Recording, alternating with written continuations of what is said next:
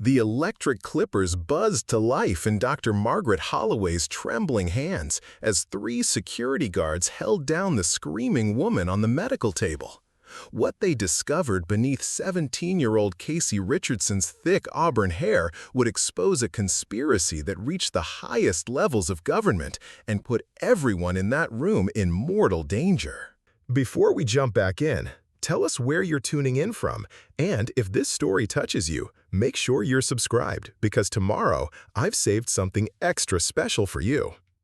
The first time Casey Richardson noticed the headaches, she was sitting in her AP chemistry class at Westfield High School in suburban Phoenix, Arizona. The pain started as a dull throb behind her left ear, then spread like wildfire across her scalp. She pressed her palm against her head, feeling the familiar weight of her thick auburn curls that cascaded down to her shoulders. "Miss Richardson, are you paying attention?" Mr. Daniels called from the front of the classroom, his voice cutting through the fog of pain that had suddenly engulfed her. Casey forced herself to look up, blinking rapidly as the fluorescent lights seemed to pulse and flicker in rhythm with her heartbeat. "Sorry, sir, just a headache." The concerned murmur from her classmates felt distant, muffled, as if she were hearing them through water. Her best friend, Taylor Morrison, leaned over from the next desk. "You okay? You look really pale." But Casey couldn't answer. The pain had intensified into something she'd never experienced before, not just a headache, but a sensation that felt almost electronic, like static electricity dancing across her skull. She ran her fingers through her hair, searching for some explanation, some source of the bizarre feeling that seemed to emanate from within her own head. The bell rang, signaling the end of third period, and Casey gathered her books with unsteady hands. As she stood, the world tilted slightly, and she had to grip the edge of her desk to maintain her balance. "Casey, seriously, you need to go to the nurse," Taylor insisted, her brown eyes filled with worry. "You've been getting these headaches for weeks now." It was true. What had started as occasional mild discomfort 3 months ago had evolved into increasingly frequent and intense episodes. Casey's parents, Robert and Linda Richardson, had taken her to their family doctor twice, but Dr. Patterson had found nothing wrong. Blood tests came back normal. Her blood pressure was perfect. He'd suggested stress from her heavy course load. She was taking 6 advanced placement classes while maintaining a part-time job at the local bookstore. Casey made it through her remaining classes that day, but the strange sensation persisted. It wasn't just pain anymore. It felt almost like a frequency, a constant low-level humming that seemed to vibrate through her skull. During lunch, she found herself unconsciously touching her scalp, running her fingers along her hairline, searching for something she couldn't name. That evening, as she sat at her desk trying to complete her calculus homework, the sensation changed. Instead of the usual dull thrum, she experienced what could only be described as a pulse, rhythmic, deliberate, almost like Morse code. She pressed her ear to her pillow, wondering if the sound was external, but it seemed to come from inside her own head. "Honey, dinner," her mother called from downstairs. Casey reluctantly closed her textbook and made her way to the kitchen, where the aroma of her mother's famous pot roast usually made her mouth water. Tonight, however, her appetite had vanished entirely. The pulsing in her head had grown stronger, more insistent. "You're not eating," her father observed, looking up from his plate. Robert Richardson worked as an aerospace engineer for Lockheed Martin, and his analytical mind rarely missed details. "Still having those headaches?" "It's more than a headache now, Dad." Casey pushed her mashed potatoes around her plate. "It's like there's something in my head, something that doesn't belong there." Her parents exchanged a glance across the table, one of those silent communications that married couples develop over 22 years together. Linda reached over and placed her hand on Casey's forehead, checking for fever. "No temperature," she murmured. "Maybe we should take you to see a specialist, a neurologist." The word neurologist sent a chill through Casey that had nothing to do with her symptoms. The idea of brain scans and invasive tests terrified her, but the alternative, living with this increasingly bizarre sensation, seemed worse. 3 days later, Casey found herself in the sterile waiting room of Dr. Sarah Chen's neurology practice. The walls were painted a calming shade of blue, and soft classical music played from hidden speakers, but none of it helped to ease the anxiety that had been building in Casey's chest since they'd made the appointment. Dr. Chen was a petite woman in her 40s with kind eyes behind wire-rimmed glasses. She listened patiently as Casey described her symptoms, occasionally asking clarifying questions about the frequency and intensity of the sensations. "I'd like to order an MRI," Dr. Chen said finally. "It's the best way to get a clear picture of what might be causing these symptoms. The machine is quite loud, but the scan itself is painless." 2 days later, Casey lay on the narrow table as it slowly slid into the MRI machine's tunnel. The technician, a cheerful woman named Beth, had given her earplugs and a panic button, but neither seemed adequate preparation for the thunderous hammering that filled the enclosed space. As the machine began its scan, something extraordinary happened. The pulsing sensation in Casey's head suddenly intensified dramatically, as if the MRI's powerful magnetic field was somehow interacting with whatever was causing her symptoms. The rhythmic pattern she'd been experiencing became so pronounced that she could almost translate it. Dash, dot, dash, dash, dot. The scan lasted 45 minutes, but it felt like hours. When it was finally over and Casey emerged from the machine, she felt different somehow. The constant background hum in her head had changed, becoming more focused, more directed. It was as if something had been activated. Dr. Chen called the next morning with results that would change everything. "Casey, I need you and your parents to come in immediately," the neurologist said, her usually calm voice tight with concern. "There's something on your scan that I need to discuss with you in person." The Richardson family arrived at Dr. Chen's office within an hour. Casey's hands were shaking as they were led into the doctor's consultation room, where large computer monitors displayed cross-sectional images of her brain. Dr. Chen didn't waste time with pleasantries. She pointed to a small, bright spot visible in the scan, located just beneath her scalp near her left temporal lobe. "This shouldn't be there," she said simply. "It appears to be some kind of foreign object, possibly metallic, embedded in the tissue just under your skull." Casey's mother gasped. Her father leaned forward, his engineering mind immediately trying to process this information logically. "What kind of object?" Robert asked. "How would something like that get there?" "That's what we need to find out," Dr. Chen replied. "Based on its position and the fact that there's no evidence of trauma or surgery, this object appears to have been placed there deliberately." The word deliberately hung in the air like a toxic cloud. Casey felt the world shifting around her, reality bending into something she couldn't comprehend. Someone had put something in her head. But who? When? And why? Dr. Chen made several phone calls while the Richardson family waited in stunned silence. Finally, she returned with an address written on a piece of paper.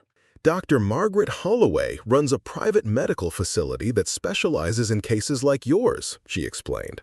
"She's expecting you this afternoon. Casey, I want you to know that whatever this is, whatever's happening to you, Dr. Holloway has the expertise to help." As they left the neurology office, Casey caught her reflection in the glass door.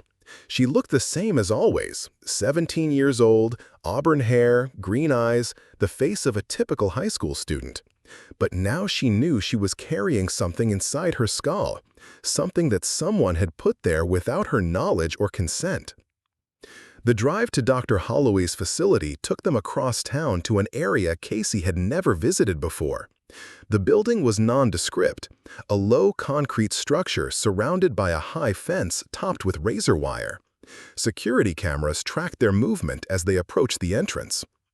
Casey's father pressed the intercom button beside the heavy steel door. "Richardson family to see Dr. Holloway," he announced. The door buzzed open immediately, as if they were expected. Inside, the facility looked more like a high-security medical research center than a typical doctor's office. Armed security guards stood at strategic positions, and every door required a keycard to open. Dr. Margaret Holloway was a tall, austere woman with silver hair pulled back in a severe bun. Her lab coat was pristine white, and her pale blue eyes seemed to see right through Casey as she shook hands with each family member. "Thank you for coming so quickly," Dr. Holloway said, her voice crisp and professional. "Time is of the essence in cases like this. Casey, the object in your head is transmitting data." The words hit Casey like a physical blow. Transmitting? To whom? That's what we're going to find out. But first, we need to remove it. The procedure will require us to shave the area around the implant site. Casey's hand instinctively went to her hair, the thick, beautiful curls that had been her pride since childhood.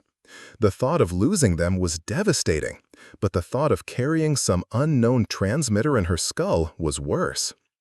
"What if I say no?" she asked quietly. Dr. Holloway's expression didn't change.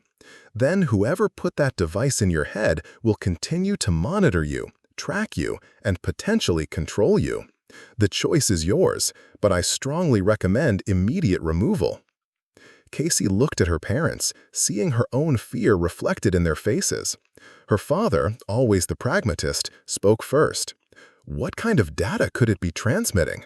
Preparing and narrating this story took us a lot of time, so if you are enjoying it, subscribe to our channel. It means a lot to us. Now back to the story. "Everything," Dr. Holloway replied. "Your location, your conversations, possibly even your thoughts and memories. This is sophisticated technology, Casey, military grade. Someone invested significant resources in monitoring you specifically." The room fell silent except for the hum of medical equipment. Casey closed her eyes and tried to think, but the pulsing in her head had grown stronger, more insistent, as if the device knew it had been discovered and was somehow fighting back. When she opened her eyes, her decision was made. "Do it," she said. "Cut my hair and take this thing out of my head." Dr. Holloway led the Richardson family down a sterile corridor lined with observation windows. Through the glass, Casey glimpsed other patients in various stages of treatment, some connected to strange machines, others lying motionless on medical tables. The sight made her stomach clench with dread. They entered a surgical suite equipped with technology Casey had never seen before. Multiple monitors displayed readouts she couldn't interpret, and a complex array of instruments hung from articulated arms above an operating table. 3 security personnel positioned themselves at strategic points around the room, their hands resting casually on holstered weapons. "The guards are necessary," Dr. Holloway explained, noticing Casey's alarmed expression. "We've had incidents where patients became aggressive during extraction procedures. The devices sometimes have built-in protection protocols." Casey's mother grabbed her husband's arm. "Protection protocols? What does that mean?" "In some cases, the implants are designed to influence the host's behavior when threatened with removal. We've seen everything from sudden violent outbursts to complete personality changes." Dr. Holloway began laying out surgical instruments on a metal tray. "The transmitters aren't just passive monitoring devices, they can manipulate brain chemistry." Robert Richardson stepped forward, his engineering background evident in his systematic questioning. "How long have you been dealing with cases like this? How many people are walking around with these things in their heads?" "How many others?" she asked. "We estimate approximately 50,000 children were implanted between 2015 and 2018, Marcus replied. "Most of them don't know. The devices are designed to remain dormant until activated, usually when the subject reaches late adolescence." "Why adolescence?" "Maximum neuroplasticity combined with approaching legal adulthood," Dr. Holloway explained. "The controllers want subjects who are still mentally malleable but old enough to be useful assets." "Casey, based on your symptoms and the intensity of the transmissions we're detecting, your device has been fully activated. Someone is preparing to use you." Casey's father stepped closer to the operating table. "Use her for what?" "That depends on her psychological profile and skill set.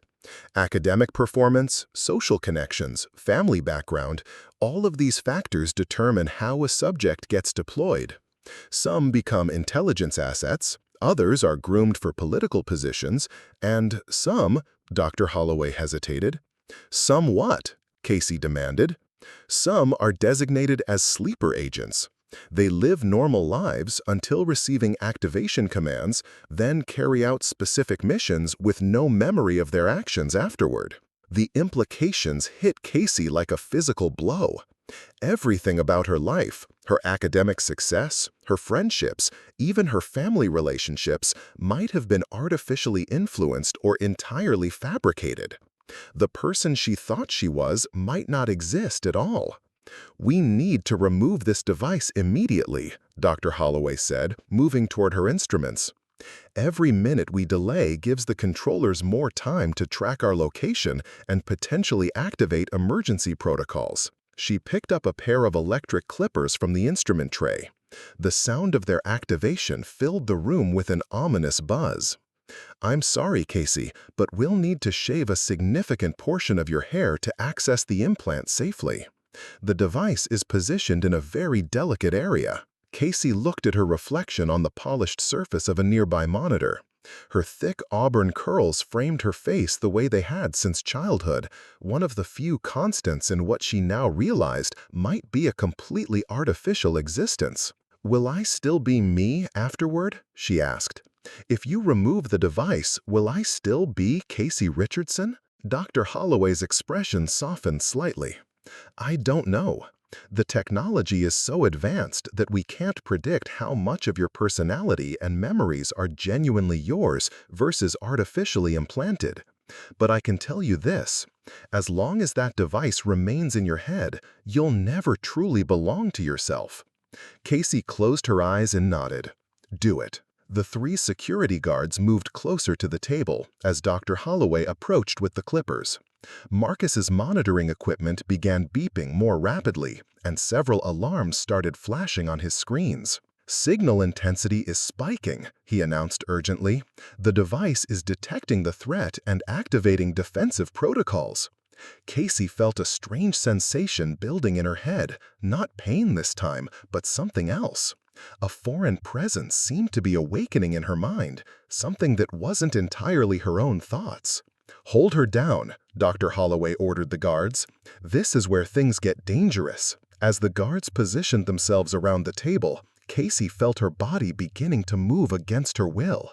Her arms strained against the hands holding her, and words formed in her throat that she hadn't chosen to speak. The transmitter was fighting back. Casey's body convulsed against the restraints as words poured from her mouth in a voice that wasn't entirely her own. The language was strange, a mixture of technical codes and phrases that seemed to bypass her conscious mind entirely. "Activation sequence 77 Alpha initiated. Asset compromise detected. Implementing countermeasures." The three security guards struggled to keep her still as Dr. Holloway raised the clippers. Marcus's equipment was screaming now, alarms blaring as data streams accelerated across his monitors. "The transmission power is increasing exponentially," Marcus shouted over the noise. "It's calling for backup. Something's responding." Through the surgical suite's windows, they could see other patients in the facility beginning to react strangely. A middle-aged man in the adjacent room had begun speaking in the same coded language as Casey, while a teenage boy was methodically dismantling his monitoring equipment with mechanical precision. "Containment breach in sectors 4 through 7, came an announcement over the facility's intercom. "All personnel to emergency stations." Dr. Holloway ignored the chaos erupting around them and pressed the clippers against Casey's scalp. The moment the blades touched her hair, Casey's body went rigid and her eyes rolled back until only the whites were visible. "Neural override engaged," she said in that alien voice. "Host consciousness suppressed. Mission parameters updated." "She's not in control anymore," Dr. Holloway observed grimly, continuing to shave away sections of auburn hair. Robert Richardson broke free from the security guard who had been holding him back and rushed to his daughter's side. "Casey, Casey, can you hear me?" For a brief moment, Casey's eyes flickered back to normal, and her own voice broke through. "Dad, I'm still here, but something else is here too. It's trying to make me." Her words were cut off as the foreign presence reasserted control. Her body began fighting against the restraints with inhuman strength, and one of the security guards cried out as Casey's elbow connected with his ribs. "We need sedation," Dr. Holloway called out. "No," Marcus intervened, studying his readouts frantically. Chemical sedation will interfere with the neural pathways. If we knock her out now, the device might lock into defensive mode permanently. We'd never be able to remove it. More hair fell away under the clippers, revealing the pale skin of Casey's scalp. As Dr. Holloway worked, a small dark mark became visible near Casey's left temple, the entry point where the device had been inserted years ago. Suddenly, the facility's lights flickered and went out, leaving them in emergency lighting. Through the windows, they could see helicopters approaching in the distance, their searchlights cutting through the evening darkness. "They've found us," Dr. Holloway said. "Marcus, how much longer do we need?" "The device is almost fully exposed," Marcus replied, his voice tight with concentration. "But the extraction itself will take at least 20 minutes. These things are designed to integrate with the neural tissue. Removing them too quickly could cause permanent brain damage." The sound of approaching rotors grew louder, and Casey's struggling intensified. The foreign voice speaking through her began transmitting what sounded like coordinates and tactical information. "Asset location confirmed. Facility compromised. Initiating termination protocols." Termination? Linda Richardson's voice cracked with terror. Dr. Holloway's hands paused on the clippers. The controllers would rather kill the test subjects than risk exposure to the program. "Casey, if you're still in there, you need to fight this thing. Your life depends on it." Deep inside her hijacked mind, Casey could hear everything happening around her. The foreign presence felt like ice water flowing through her thoughts, drowning out her own consciousness. But somewhere in the darkness, she found a spark of resistance, a core of herself that the device had never been able to touch. It was a memory from when she was 5 years old, before the implantation. She was sitting in her grandmother's kitchen helping make chocolate chip cookies. Her grandmother, Helen Richardson, had died when Casey was 6, and this memory was so pure, so untainted by artificial influences, that it became Casey's anchor to her true self. Using this memory as a foundation, Casey began to push back against the invading presence. It was like trying to swim up from the bottom of a deep, cold lake, but gradually she felt her consciousness rising toward the surface. The coded transmissions from her mouth began to falter and break up. "Acid resistance, unexpected, neural pathway, contamination." "She's fighting it," Marcus explained. "The device is losing coherence. Casey, keep pushing." But their moment of hope was short-lived.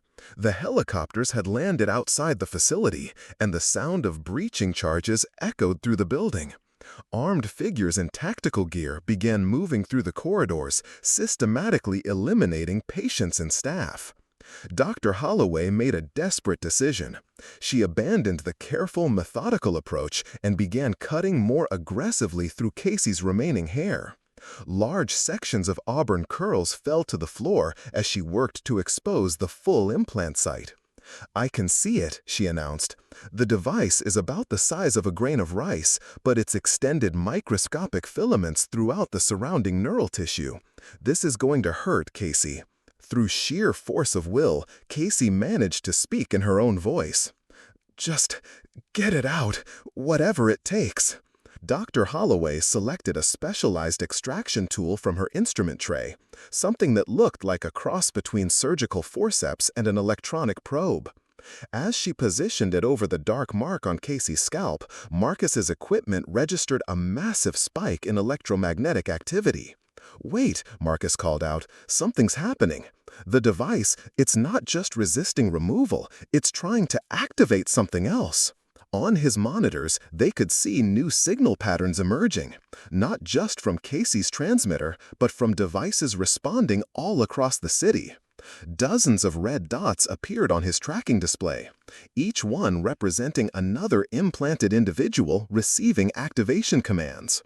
It's a dead man switch, Dr. Holloway realized. If they can't maintain control of Casey, they're activating every sleeper agent in the Phoenix metropolitan area. The tactical team had reached their corridor. Through the surgical suite's reinforced door, they could hear the systematic execution of other patients and medical staff. Gunshots echoed through the facility with mechanical precision. "How long until they reach us?" Robert asked, positioning himself protectively near his family.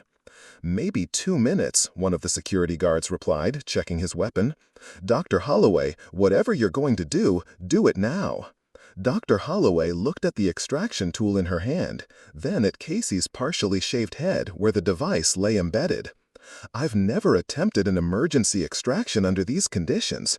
The risk of brain damage or death is extremely high."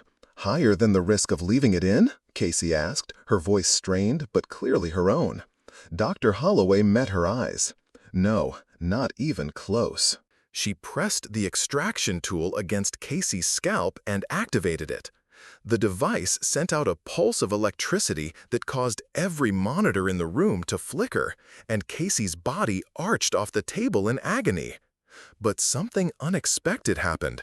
Instead of the clean removal Dr. Holloway had hoped for, the transmitter began to break apart, its microscopic filaments retracting rapidly from Casey's neural tissue. It was as if the device were dissolving itself rather than allow extraction. "It's self-destructing," Marcus shouted. "The neural pathways it created are collapsing."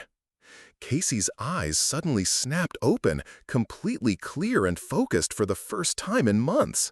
The foreign presence was gone, burned away as the transmitter destroyed itself. But in its place was something else, knowledge that hadn't been there before. "I know where they are," she said, sitting up despite the protests of the security guards.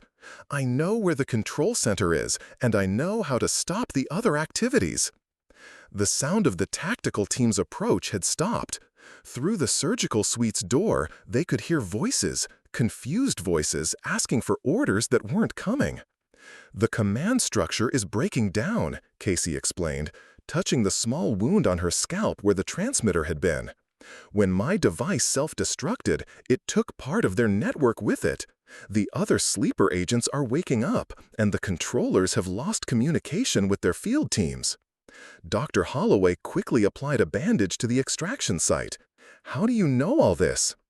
"The device wasn't just controlling me, it was connected to their entire system. When it died, I absorbed fragments of their operational data." Casey swung her legs off the operating table, surprisingly steady despite everything she'd been through. "We have a window of opportunity, but it won't last long. They'll re-establish communications and send more teams." Marcus was staring at his monitors in amazement. "She's right. The network activity is completely disrupted. Transmissions from at least 30 other subjects have gone silent." Casey looked at her reflection in one of the polished surfaces, seeing her partially shaved head for the first time. Half of her beautiful auburn hair was gone, leaving her looking like a war survivor.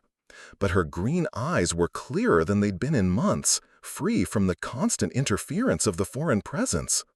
"We need to leave," she said, her voice carrying a new authority that surprised everyone in the room.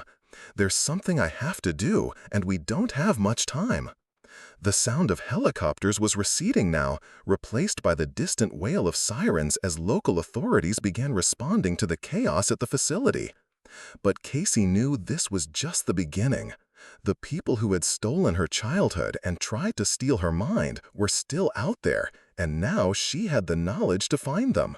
The real fight was about to begin.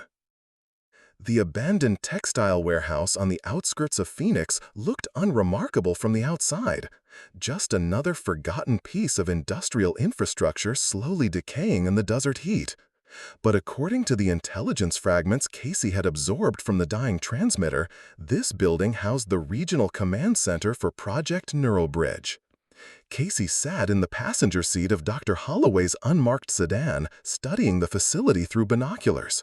Her partially shaved head was hidden beneath a baseball cap, and the small bandage covering the extraction site had been replaced with a nearly invisible patch of synthetic skin.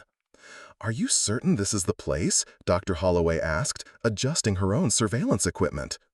"The data is fragmented, but yes," Casey replied, lowering the binoculars. "Sublevel 3 contains the primary server banks. They've been monitoring and controlling subjects from here for over a decade." In the 48 hours since their escape from the medical facility, their small group had grown. Marcus Webb sat in the back seat, his laptop connected to a portable signal detector that could identify active neural transmitters. Beside him was Janet Foster, a former NSA analyst who had been tracking Project Neural Bridge for 3 years before going into hiding. "I count 12 exterior guards," Janet reported, scanning the perimeter through her own equipment. "But that's just what we can see. Underground facilities like this typically have 3 times as many personnel below ground." Robert and Linda Richardson had wanted to come, but Casey had convinced them to stay at the safe house Dr. Holloway had arranged. What they were about to attempt was dangerous enough without worrying about her parents' safety. "The approach vector is clear," Dr. Holloway observed, "but once we're inside, we'll be completely cut off from outside communication. The facility is designed to block all external signals." Casey felt a familiar stirring in her mind, not the invasive presence of the transmitter, but something else. The fragments of data she'd absorbed were organizing themselves, forming patterns and connections she was only beginning to understand. "There's something else," she said slowly. "The intelligence I absorbed, it's not just about this facility. The project is much bigger than we realized. Phoenix is just one of dozens of regional centers across the country." Marcus looked up from his laptop. "How many subjects are we talking about?" "The fragmented data suggests over 200,000 children were implanted between 2015 and 2020, Casey replied, the numbers flowing through her consciousness like water. "Most are still dormant, but activation protocols have been accelerated. They're planning something massive." Janet's expression darkened. "The presidential election is in 18 months. If they can activate and control 200,000 voters in key swing states—" "It's not about voting," Casey interrupted, more fragments of intelligence coalescing in her mind. "It's about infrastructure. The subjects have been strategically placed in positions where they can cause maximum disruption. Power grids, water treatment facilities, transportation hubs, communication networks. The implications hit them all simultaneously. This wasn't just surveillance or even mind control. It was preparation for a coordinated attack on American civilization itself." "We need to move," Dr. Holloway said, checking her watch. "The network disruption from your transmitter's destruction won't last much longer. They'll have backup systems online within hours." They approached the warehouse through a drainage culvert that ran beneath the building's foundation. Janet had identified this access point through architectural records obtained during her NSA days. The concrete tunnel was cramped and filled with stagnant water, but it provided an undetected route into the facility's lower levels. Casey led the way, guided by the mental map that had somehow been burned into her consciousness during the transmitter's death. She knew the layout of this place as if she'd worked here for years, understanding not just the physical structure, but the purpose of each section. "Ventilation shaft 20 meters ahead," she whispered. "It leads directly to the server room." They climbed through a maintenance ladder into the building's ventilation system. The metal ducts were barely wide enough for a single person, and the air was thick with dust and chemical residue. But Casey's absorbed knowledge guided them through the maze of passages with precision.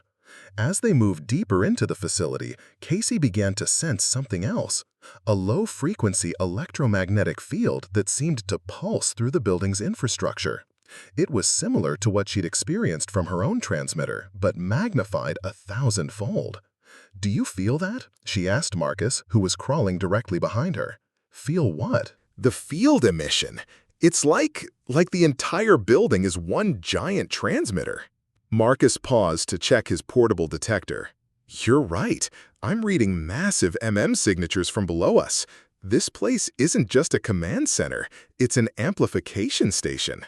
They reached the ventilation grade overlooking the server room just as Casey's absorbed intelligence revealed its most crucial piece of information. Below them, rows of quantum computers hummed with activity, processing terabytes of data from neural implants across the region. But more importantly, she could see the central control console where activation commands were generated and transmitted. "There," she whispered, pointing to a specific workstation. That terminal controls the mass activation protocols. If we can access it, we might be able to shut down the entire Western network. Dr. Holloway was studying the room through the grate. I count 8 technicians and at least 4 security personnel. How do we get past them? Casey closed her eyes and let the absorbed data flow through her consciousness. Somewhere in the fragmented intelligence was information about the facility's security protocols, emergency procedures, and personnel routines. Fire suppression system, she said suddenly. If we trigger it, the room will fill with halon gas. Everyone will have to evacuate to avoid asphyxiation. Janet found the fire control panel through another ventilation shaft. As an NSA analyst, she'd been trained in electronic infiltration, and the building's aging security systems proved vulnerable to her skills. Within minutes, she'd bypassed the control circuits and prepared to activate the suppression system. "Ready when you are," Janet's voice crackled through their comm units. Casey took a deep breath, feeling the weight of responsibility settle on her shoulders. In the past 3 days, she'd gone from being a normal teenager to someone carrying the knowledge to potentially save thousands of lives.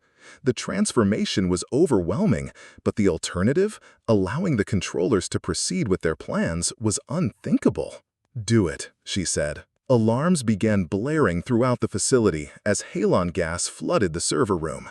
The technicians and guards evacuated quickly, following emergency protocols that prioritized human life over equipment security.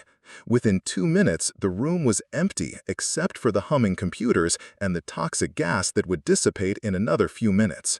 Casey dropped through the ventilation grate first, her absorbed knowledge guiding her directly to the central control terminal.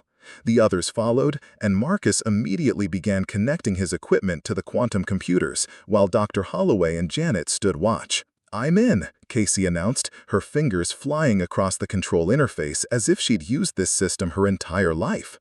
The activation database is enormous. They've got detailed psychological profiles on every subject, mission parameters, even post-activation memory modification protocols. On the screen before her, thousands of names and faces scrolled past. Children who had been implanted during the fake vaccination programs, now grown into teenagers and young adults, all waiting unknowingly for their activation commands. "Can you shut it down?" Dr. Holloway asked. "I can do better than that," Casey replied, accessing deeper levels of the system. "I can reverse the process, send deactivation signals to every transmitter in the network, permanently disable them." But as she worked, she discovered something that made her blood run cold. The regional networks weren't independent. They were all connected to a master control system located somewhere in Virginia, and that master system had detected their infiltration. "We've got company," Janet called out from her position near the door. "Multiple vehicles approaching the facility." Casey's fingers moved even faster across the interface. "Almost there. Just need another 2 minutes to complete the deactivation sequence." Marcus was downloading everything he could from the server banks, evidence that would expose the entire conspiracy. "The data corruption is massive," he reported. "They've been experimenting on children for over 2 decades. This goes back to the early 2000s. The sound of helicopters filled the air above them, and emergency lighting began flashing throughout the facility. But Casey remained focused on her task, the absorbed intelligence guiding her through security protocols that should have taken years to learn. "Deactivation sequence uploaded," she announced, "transmitting to all subjects in the Western network now." On screens throughout the room, they could see the results in real time. Thousands of red dots representing active transmitters began turning green as the deactivation signals reached their targets. For the first time in years, those subjects would experience true mental freedom. But their victory was short-lived. The facility's main doors burst open and tactical teams poured into the building. These weren't the confused, directionless soldiers they'd encountered before. These operatives moved with deadly precision and purpose. "Time to go," Dr. Holloway ordered. As they prepared to escape through the ventilation system, Casey made one final discovery in the computer records. A list of high-value targets who had been implanted not as children, but as adults through more sophisticated surgical procedures. The names on this list included senators, military officers, intelligence officials, and corporate executives. The conspiracy wasn't just about controlling random citizens, it was about puppet mastering the entire power structure of American society. Casey downloaded the list to Marcus's equipment just as the first tactical team reached the server room. As they climbed back into the ventilation shafts, she realized their mission had only just begun. They'd freed thousands of implanted subjects, but the real architects of the conspiracy were still out there, still in control, and now they knew exactly who was trying to stop them. The FBI field office in downtown Phoenix buzzed with activity as Casey Richardson sat across from Special Agent Victoria Chen, her laptop open between them displaying the stolen data from the Neural Bridge facility. 3 days had passed since their escape from the warehouse, and the information they'd gathered had sent shockwaves through the highest levels of federal law enforcement.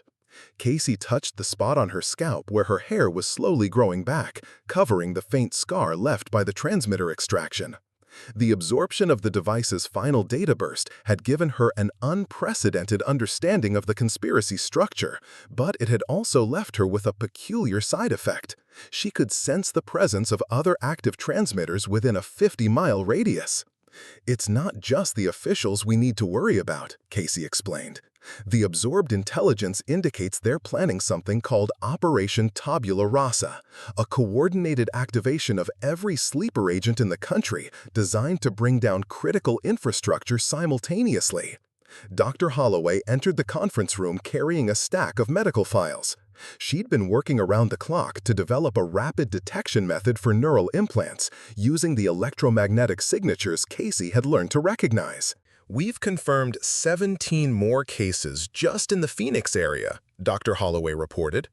"Teenagers and young adults, all exhibiting the same symptoms Casey experienced before extraction. The pattern suggests they're accelerating the activation timeline." Marcus Webb looked up from his bank of computers where he'd been analyzing the stolen server data. "I found something disturbing. The master control system in Virginia isn't just coordinating regional networks, it's learning from them. Every time we shut down a facility, the remaining ones adapt their security protocols." Agent Chen leaned forward. "Are you saying they know we're coming?" "Worse than that," Casey interjected, closing her eyes to focus on the fragmented intelligence still flowing through her consciousness. "They're using our actions to improve their system. Every facility we've exposed has made the others harder to penetrate." Janet Foster, who had been granted temporary consultant status with the FBI, spread a map of the United States across the conference table. Red pins marked the locations of known neural bridge facilities, while yellow pins indicated suspected sites based on Casey's recovered data. "We've identified the Virginia Master Facility," Janet announced. "It's located beneath the Dulles Technology Corridor, disguised as a data center for a subsidiary of Apex Dynamics Corporation." Casey felt a chill of recognition. Apex Dynamics? That name is all through the absorbed data. They're not just providing cover, they're funding the entire operation. Agent Chen's phone buzzed with an urgent message. After reading it, her expression grew grim. "We have a problem. 3 senators on your compromised list just introduced emergency legislation that would expand federal surveillance powers and classify neural modification research as a national security priority." "They're using the government to protect themselves," Dr. Holloway realized. "If that legislation passes, investigating the neural bridge could become a federal crime." Casey stood and walked to the window overlooking the city. In the distance, she could see the suburban neighborhood where she'd grown up, where her parents were still hiding in the safe house. Everything she'd believed about her life had been a lie, but now she had the power to ensure no other child would suffer the same violation. "How long before the legislation comes to a vote?" she asked. 72 hours, Agent Chen replied. "Emergency session. They're claiming it's a response to the recent terrorist attacks on classified medical facilities." Marcus pulled up news footage on his laptop. "They're controlling the narrative completely. The media is reporting our mission as domestic terrorism, claiming we destroyed facilities treating children with experimental brain disorders. Casey turned back to the group, her green eyes bright with determination. Then we have 72 hours to expose the truth. We need to hit the Virginia facility and broadcast evidence to every major news network simultaneously. Impossible, Janet said. The security at Dulles is military grade. The facility is probably 50 feet underground, and Apex Dynamics has private security contracts with former Special Forces operators. Not impossible, Casey corrected, tapping her temple where the transmitter had been. The absorbed intelligence includes detailed architectural plans, security rotations, and access protocols. But more importantly, it contains the activation codes for every implanted agent in the DC area. The room fell silent as the implications sank in. Casey was suggesting they use the conspiracy's own weapons against them, turning the implanted government officials into unwitting allies. Dr. Holloway shook her head. Casey, using those activation codes would make you no better than the people who controlled you. You'd be violating their minds just like yours was violated. Not permanent control, Casey clarified. Temporary override, just long enough to get them to the facility and broadcast the truth. Once they're exposed to the evidence, their own moral compass will take over. Agent Chen looked troubled. The legal implications alone. We'd be committing assault, kidnapping, mind control? To stop something infinitely worse, Casey argued. Operation Tabula Rasa will activate over 200,000 people simultaneously. Imagine the chaos when every power plant operator, air traffic controller, and water treatment technician in America suddenly receives hostile programming. Marcus had been quiet during this exchange, but now he spoke up. There might be another way. Instead of controlling the implanted officials, what if we could temporarily disrupt their transmitters? Create a window where they're free from influence but retain access to their memories of being controlled. Casey considered this, letting the absorbed intelligence flow through her consciousness. It's possible. The disruption signal would need to be precisely calibrated, and we'd need to be physically close to the subjects when we trigger it. How close? Agent Chen asked. Within the same building. The neural networks are designed to resist remote interference, but a localized electromagnetic pulse could temporarily sever the control connections. Dr. Holloway was already sketching out the technical requirements. We'd need a portable EMP generator, something powerful enough to disrupt the implants, but not so strong it causes permanent brain damage. I can build that, Marcus said confidently. Give me 12 hours and access to an electronics lab. Janet was studying satellite imagery of the Dulles facility on her laptop. Even if we can disrupt the controlled officials, getting into that underground complex will require a small army. The surface facility alone has over 100 security personnel. Casey walked to the map and traced her finger along the route from Phoenix to Virginia. We won't need an army. The absorbed data includes information about a service tunnel system that connects the facility to the Metro rail network. It was built during the original construction, but never officially documented. A hidden entrance, Agent Chen mused. That could work. But we'd still need a way to deal with the internal security once we're inside. Leave that to me, Casey said. The intelligence I absorbed doesn't just include building layouts and security protocols.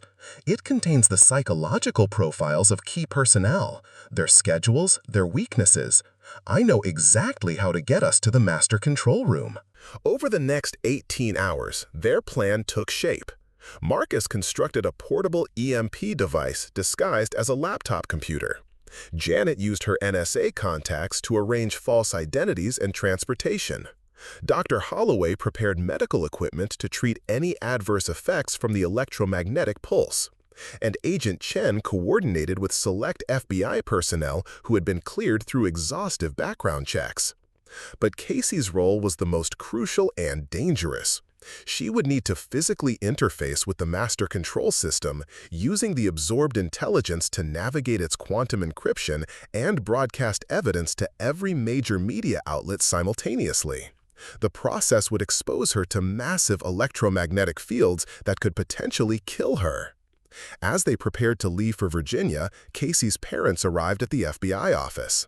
Robert and Linda Richardson had aged years in the past week. The stress of learning their daughter had been a government experiment taking a visible toll. "I want to come with you," Robert said firmly. "You're my daughter, and I won't let you face this alone." Casey hugged him tightly, breathing in the familiar scent of his cologne, one of the few constants in her upended world. "Dad, I need you and Mom to stay here. If something goes wrong, if we don't succeed, you'll be the only ones who know the whole truth." Linda was crying silently, her hands shaking as she touched Casey's partially grown hair. "Promise me you'll come back. Promise me this nightmare will end." "I promise," Casey said, though she knew it was a promise she might not be able to keep. As their plane lifted off from Phoenix Sky Harbor Airport, Casey looked down at the city where she'd grown up. Somewhere below, dozens of teenagers were experiencing the same symptoms she'd had: the headaches, the strange sensations, the gradual loss of mental autonomy. If their mission succeeded, those young people would wake up free. If it failed, they would become soldiers in a war against their own country. The absorbed intelligence pulsed through her consciousness like a second heartbeat, reminding her that she carried the memories and knowledge of her oppressors. It was a burden she wouldn't wish on anyone, but it was also the key to ending this conspiracy once and for all. In 67 hours, the emergency legislation would pass, making their investigation illegal. They had one chance to expose the truth and save the minds of 200,000 innocent Americans. The real battle was about to begin.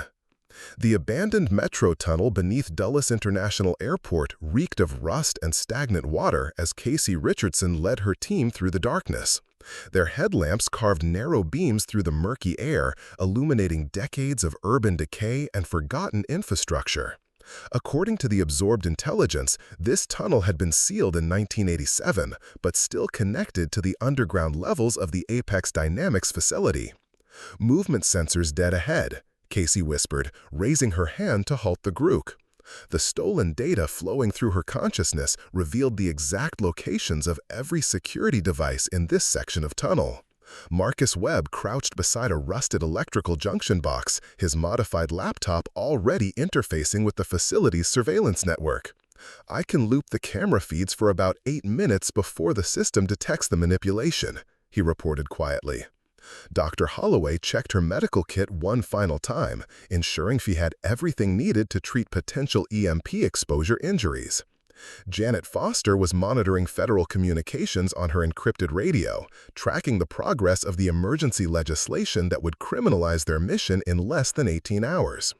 The Senate committee just approved the surveillance expansion bill, full vote scheduled for tomorrow morning at 10 a.m. Agent Victoria Chen coordinated with her backup positioned at various points around the Dulles complex. "Once we trigger the EMP, we'll have approximately 15 minutes before their security realizes what's happening and calls in military support," she reminded the group. Casey touched the concealed EMP device strapped to her chest. Marcus's ingenious creation looked exactly like a standard laptop, but contained enough electromagnetic pulse capability to disrupt neural transmitters within a 100-meter radius. The absorbed intelligence had provided precise specifications for the implant's vulnerability frequencies. "There," Casey pointed to a maintenance ladder leading upward through a vertical shaft. "That access point connects directly to sublevel 4 of the Apex facility. The master control room is 3 levels below that." They climbed in silence, each person acutely aware that they were about to infiltrate what was essentially a military installation operated by a shadow organization with unlimited resources.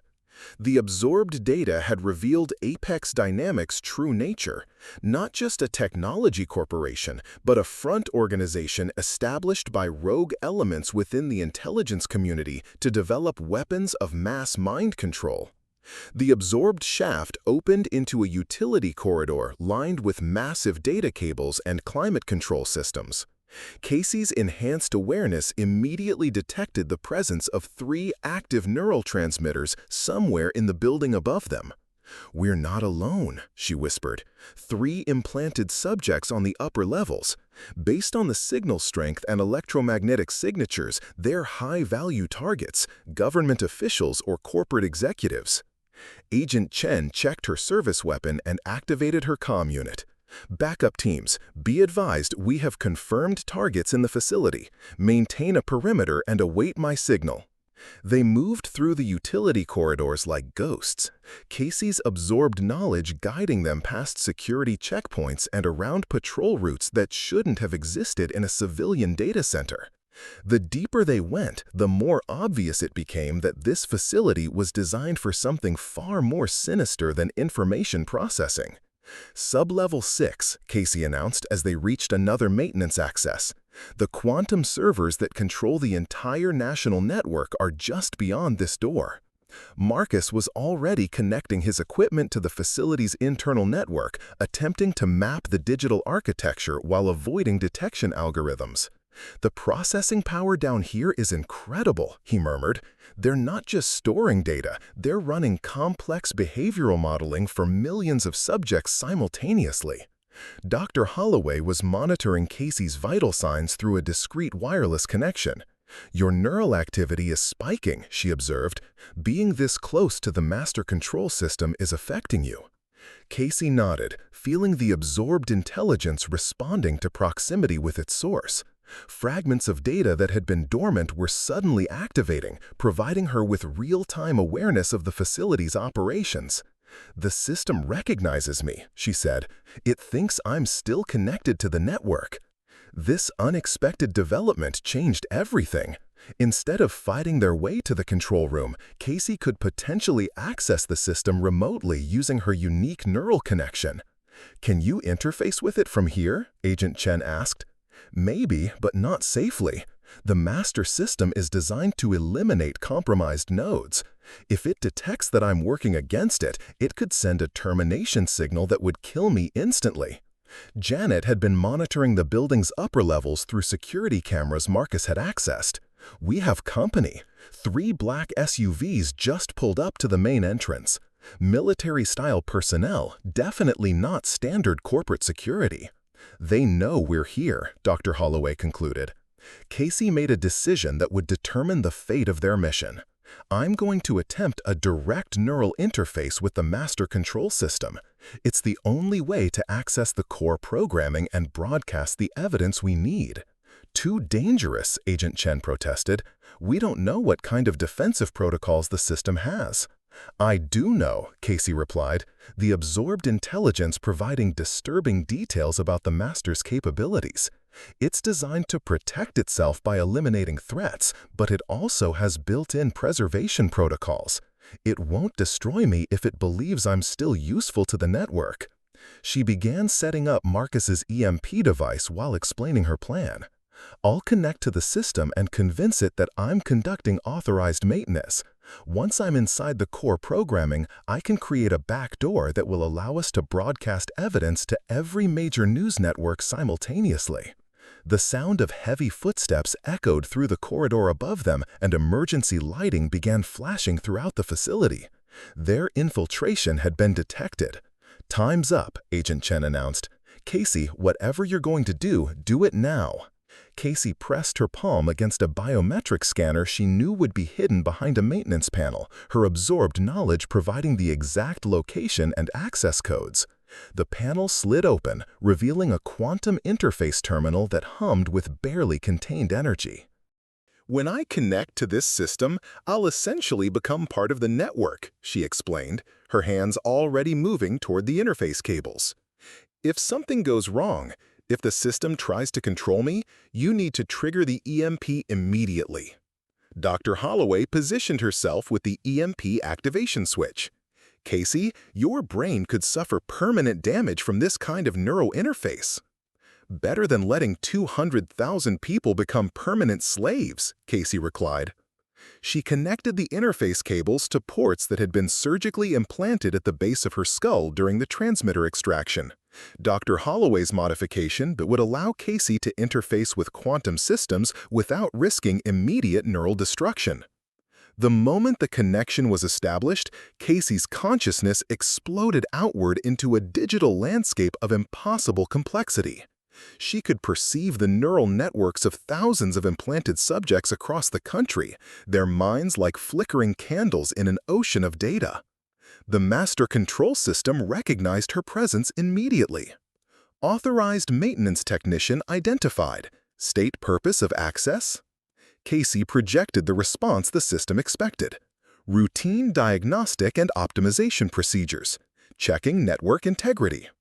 Acknowledged. Granting Level 7 access to core protocols. Suddenly, Casey could see everything, the complete structure of the neural bridge conspiracy, the identities of its architects, and the horrifying scope of Operation Tabula Rasa. The plan wasn't just to control existing subjects, it was to activate dormant implants in millions of people who had received routine medical procedures over the past decade. Dental work, minor surgeries, even standard blood draws had been used to implant microscopic control devices. But she also discovered something the conspirators didn't know. Their own system had been compromised by foreign intelligence services. China, Russia, and Iran had all infiltrated the network and were planning to hijack the mass activation for their own purposes. The absorbed intelligence was screaming warnings as Casey accessed the core broadcast protocols. The system was beginning to suspect her true intentions, running verification algorithms that would expose her deception within minutes. Working with desperate speed, Casey began uploading the evidence files Marcus had prepared: documentation of the illegal experiments, lists of compromised officials, technical specifications of the neural implants, and most importantly, the planned timeline for Operation Tabula Rasa. Unauthorized data detected.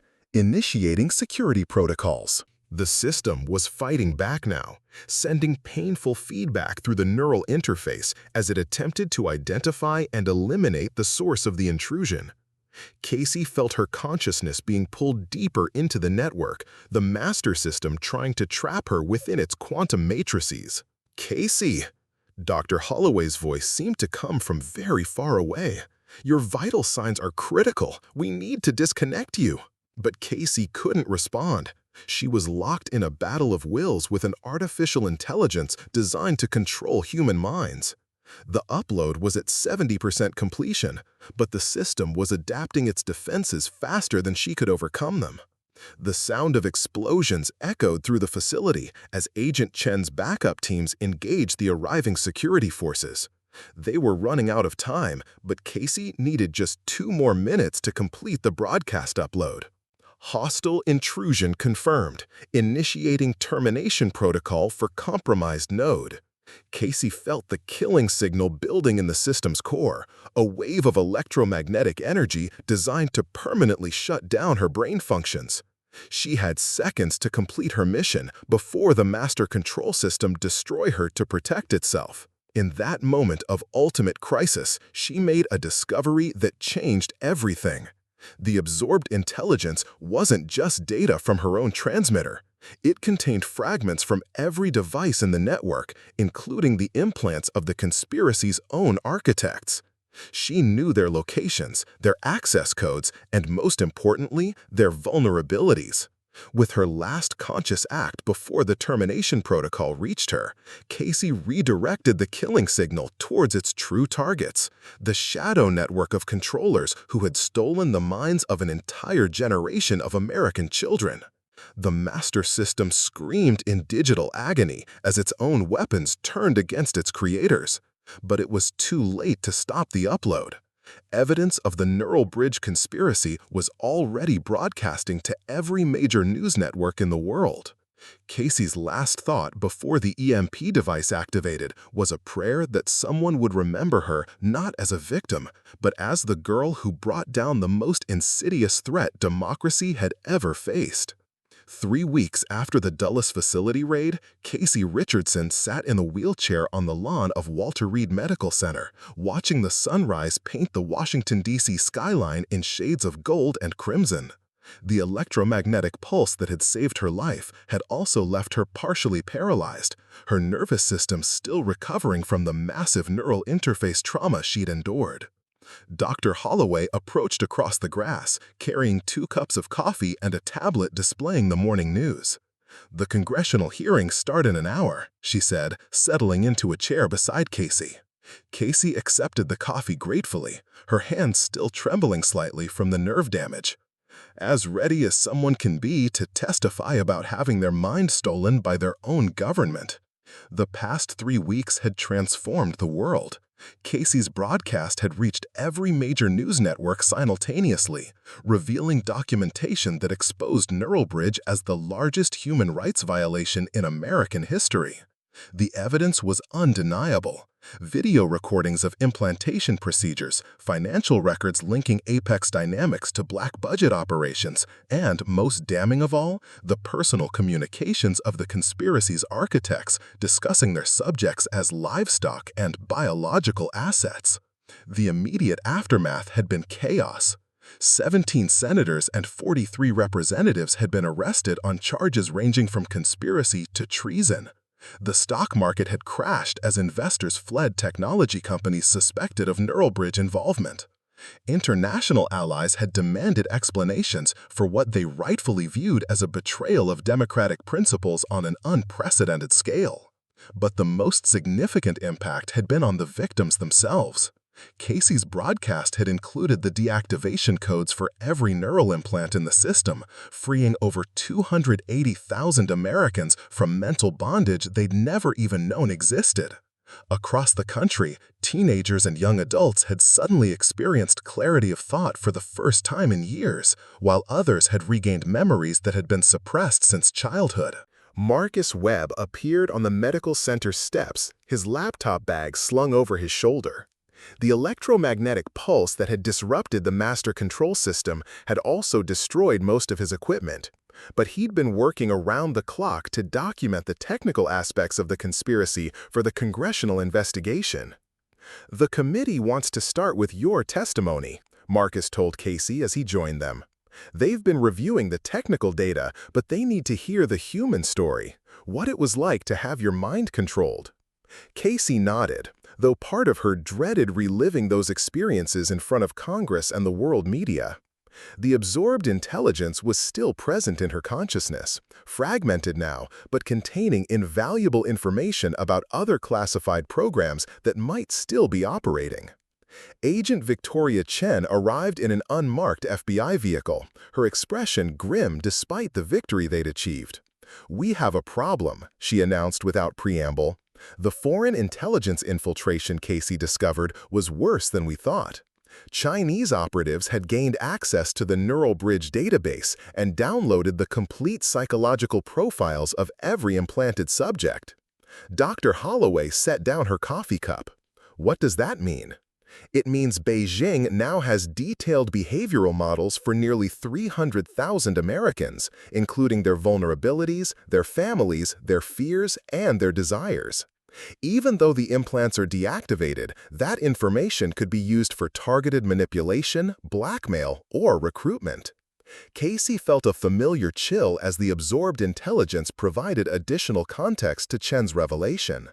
"It's not just China," she said quietly. "The data fragments I'm still carrying indicate that at least 6 foreign intelligence services had infiltrated the network. Russia, Iran, North Korea, they all have copies of the victim profiles." The magnitude of the security breach was staggering. The Neuralbridge conspiracy hadn't just violated the rights of American citizens. It had created a massive intelligence leak that compromised national security for generations to come. Janet Foster approached from the parking area, her former NSA credentials having proven invaluable in the post-exposure investigation. "The international implications are getting worse by the hour," she reported. "The European Union is demanding extradition of Neuralbridge architects for crimes against humanity. China is claiming they were victims of American cyber espionage, and Russia is threatening to release compromat on U.S. officials they claim were Neuralbridge subjects." Casey felt a familiar chill as the absorbed intelligence provided additional context to Chen's revelation. "It's not just China," she said quietly. The data fragments I'm still carrying indicate that at least 6 foreign intelligence services had infiltrated the network. Russia, Iran, North Korea, they all have copies of the victim profiles. The magnitude of the security breach was staggering. The Neural Bridge conspiracy hadn't just violated the rights of American citizens, it had created a massive intelligence leak that compromised national security for generations to come. Janet Foster approached from the parking area, her former NSA credentials having proven invaluable in the post-exposure investigation. "The international implications are getting worse by the hour," she reported. "The European Union is demanding extradition of NeuroBridge architects for crimes against humanity. China is claiming they were victims of American cyber espionage, and Russia is threatening to release compromat on U.S. officials they claim were NeuroBridge subjects." Casey's wheelchair-accessible van arrived to transport her to the Capitol building. As they helped her into the vehicle, she caught her reflection in the window. Her auburn hair had grown back in patches, creating an irregular pattern that made her look like a survivor of something unthinkable, which, she realized, was exactly what she was. The drive through Washington revealed a city in transformation. Protesters lined the streets demanding justice for NeuroBridge victims, while counter-protesters claimed the entire exposure was a foreign conspiracy designed to destabilize American democracy. Military checkpoints had been established around government buildings as officials struggled to determine which personnel could be trusted. The Capitol building was surrounded by media from all over the world, their satellite trucks and camera crews creating a chaotic scene that required extensive security measures. As Casey's van approached the building, she could see signs reading "Justice for the Mind Slaves" and "Prosecute the Puppet Masters." Inside the Hart Senate office building, the hearing room was packed with victims' families, journalists, and government officials. Casey recognized several faces from the stolen data, former NeuroBridge subjects who had been freed by her broadcast and were now learning the truth about their stolen childhoods. Senator Patricia Williams, who had been cleared of any NeuroBridge involvement through extensive investigation, chaired the committee. "Ms. Richardson," she began as Casey was positioned at the witness table, "you have been through an ordeal that most people cannot imagine. But your courage in exposing this conspiracy has saved hundreds of thousands of Americans from continued mental bondage. The nation owes you a debt of gratitude." Casey leaned toward the microphone, her voice still weak but determined. "Thank you, Senator Williams, but I want to be clear. I'm not a hero. I'm a victim who got lucky enough to fight back. The real heroes are the doctors and agents who risked everything to help me, and the families who never stopped believing their children were worth saving." Over the next 4 hours, Casey recounted her experiences in detail: the mysterious headaches, the discovery of the implant, the revelation of the conspiracy scope, and the final desperate mission to expose the truth. Her testimony was interrupted frequently by gasps and murmurs from the gallery as she described the systematic violation of children's minds. But the most powerful moment came when Casey was asked about the absorbed intelligence that remained in her consciousness. "The fragments I carry aren't just data," she explained. "They're pieces of other victims' experiences, their fears, their confusion, their desperate attempts to understand what was happening to them. In a way, I'm speaking for all of them today." As the hearing concluded, Casey was wheeled outside to face the assembled media. The questions came rapidly about her recovery, about the ongoing investigation, about what she planned to do with her life now that she was free. "The Neural Bridge conspiracy is over," Casey said into the forest of microphones, "but its effects will last for generations. Every victim deserves support and counseling. Every family deserves answers. And every American deserves assurance that this will never happen again."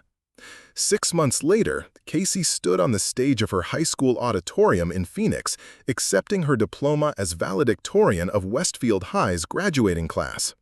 Her hair had grown back completely, the auburn curls as beautiful as ever, but the scar on her scalp remained visible as a reminder of what she'd endured. Her graduation speech was broadcast nationally, and her words would be remembered long after the Neural Bridge trials concluded. We were told that we were special, that we were chosen for something greater. And in a way, we were. We were chosen to show the world that the human spirit cannot be broken, that freedom of thought is worth any sacrifice, and that even in the darkest circumstances, truth will find a way to shine through.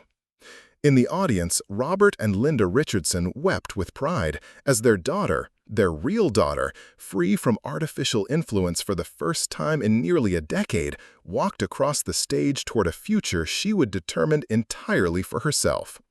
The Neural Bridge conspiracy had stolen the minds of a generation, but in the end, it was a 17-year-old girl with auburn hair who had stolen them back. As Casey received her diploma, she thought of all the other victims across the country who were also reclaiming their lives, their memories, and their freedom. The conspiracy was finished, its architects imprisoned or dead, and its victims finally awake. For the first time since childhood, Casey Richardson's thoughts were completely her own. And with that freedom came the knowledge that she would spend the rest of her life ensuring that no child would ever again have their mind stolen in the darkness. The signal that had once controlled her was silent forever. In its place was something far more powerful, the voice of a young woman who had faced the greatest violation imaginable and emerged not just as a survivor, but as a guardian of human consciousness itself. Up next, you've got 2 more standout stories right on your screen. If this one hits the mark, you won't want to pass these up. Just click and check them out. And don't forget to subscribe and turn on the notification bell so you don't miss any upload from us.